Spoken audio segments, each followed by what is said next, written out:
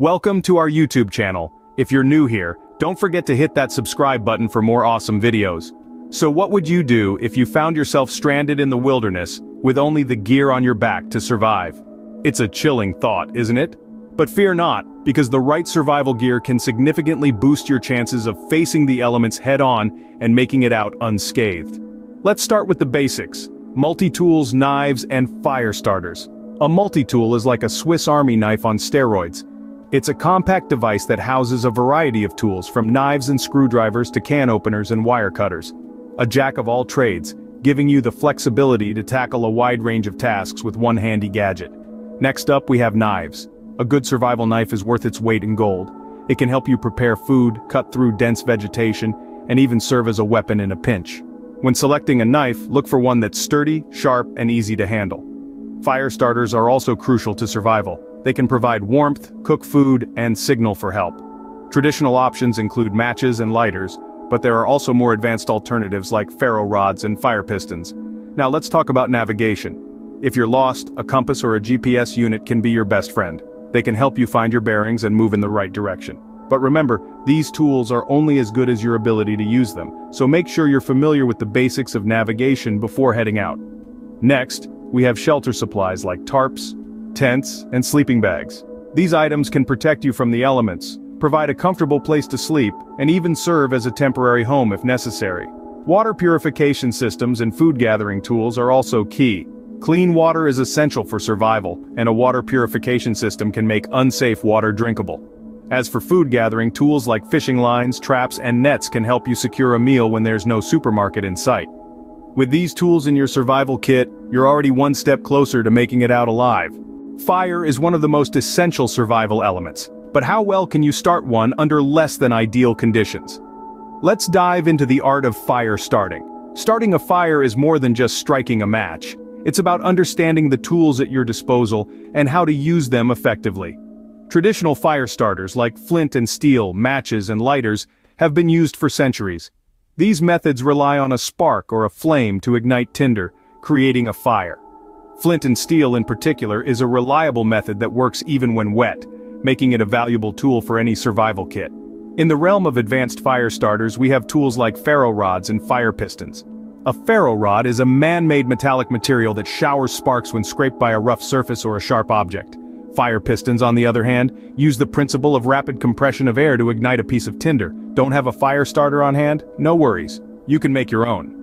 DIY fire starters can be as simple as wax-dipped cotton balls or a piece of fatwood, a naturally resin-saturated wood that burns easily and for a long time.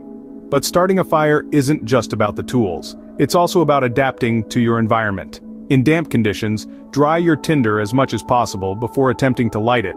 In windy conditions, create a windbreak or dig a small pit to protect your fire. And of course, with fire comes responsibility. Always practice fire safety. Keep your fire contained, and never leave it unattended. When it's time to put out your fire, douse it thoroughly with water, stir the ashes, then douse it again. Remember, if it's too hot to touch, it's too hot to leave. Fire, in the hands of a skilled survivalist, can provide warmth, cook food, purify water, signal for help, and ward off predators.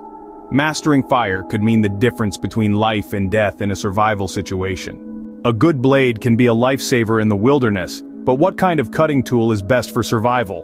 When it comes to survival knives, there are three main types to consider. The fixed blade knife is sturdy and reliable, making it perfect for heavy-duty tasks like chopping wood or skinning game. Folding knives, on the other hand, are compact and lightweight, ideal for smaller tasks and easy carrying. Then there are multi-use knives, which come with various tools like a can opener, screwdriver, or even a small saw, making them a versatile choice for survival situations. But survival isn't just about knives. An axe can be a valuable tool, especially when you need to chop larger pieces of wood for a shelter or fire. When choosing a survival axe, consider its weight and size. It should be heavy enough to split wood, but light enough to carry comfortably. And remember, a well-made axe can last a lifetime with the right care.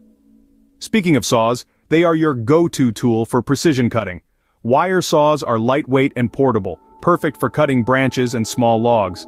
Folding saws, while a bit heavier, offer more stability and cutting power, making them suitable for larger tasks. Maintaining your cutting tools is crucial. Regularly sharpen your tools to keep them effective and safe to use. A dull blade can slip and cause an injury, which is the last thing you want in a survival situation. So invest in a good sharpener and learn how to use it. And finally, let's talk about safety. Always cut away from your body and keep your fingers clear of the blade's path. When not in use, sheathe your knife or axe, or fold your saw. These simple measures can prevent accidents and keep you safe in the wilderness. Remember, a sharp blade is a safe blade. When lost or in danger, being able to signal for help can save your life. But, what are the best tools for the job? Let's dive in. The signaling mirror is a classic. It's simple, lightweight, and can send a signal for miles on a sunny day. Whistles are also invaluable, cutting through wind and trees to alert anyone nearby. For longer distances, flares and smoke signals can be seen from miles away, even from the air. They're a universal distress signal, but remember, they're a one-shot deal, so use them wisely. Handheld radios and transceivers allow for two-way communication, which can be a lifeline in a crisis. And if you're really off the grid, an emergency satellite communicator can send your coordinates anywhere in the world. Last but not least, non-electronic methods like semaphore or Morse code can be lifesavers, especially when batteries die or electronics fail. Never underestimate the power of a good signal. Injuries happen, especially in survival situations. Are you prepared to handle them? Let's start with the basics. A first aid kit.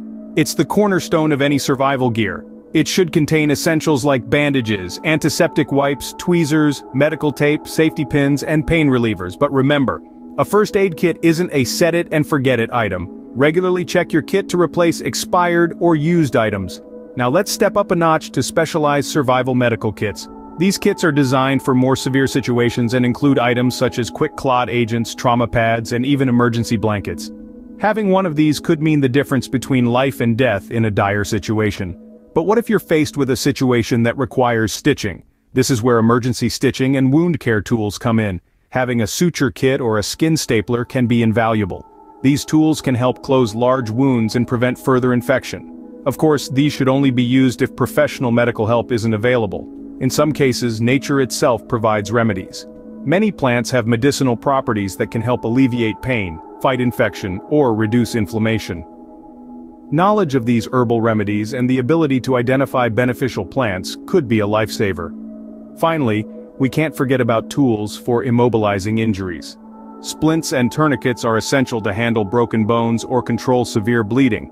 A splint can be as simple as a piece of wood and some paracord, while a tourniquet can be a specialized tool or an improvised device, such as a belt.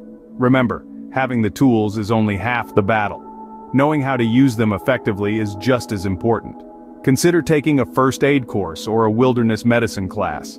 These could provide you with the skills to use these tools effectively and potentially save a life. In a survival situation, a little medical knowledge and the right tools can go a long way. In the game of survival, knowledge is your most powerful tool. Equip yourself not just with the physical tools we've discussed, but with the mental tools of preparedness and adaptability. Remember, isn't about the fittest, but the most prepared. And that's why we're here for you, providing you with the knowledge you need to survive and thrive in any situation. Before we move towards our closing statement, we would like to remind you to hit that subscribe button and turn on notifications so you never miss our tips and tricks. Now, as we conclude, we would like to thank you again for tuning in today. We hope you found this guide informative, helpful. We're always here, ready to help you prepare for your next adventure or overcome your next survival challenge. So until next time, stay safe, stay prepared, and remember, survival isn't about brute strength, it's about preparation. A big thanks for watching, and we'll see you in the next video.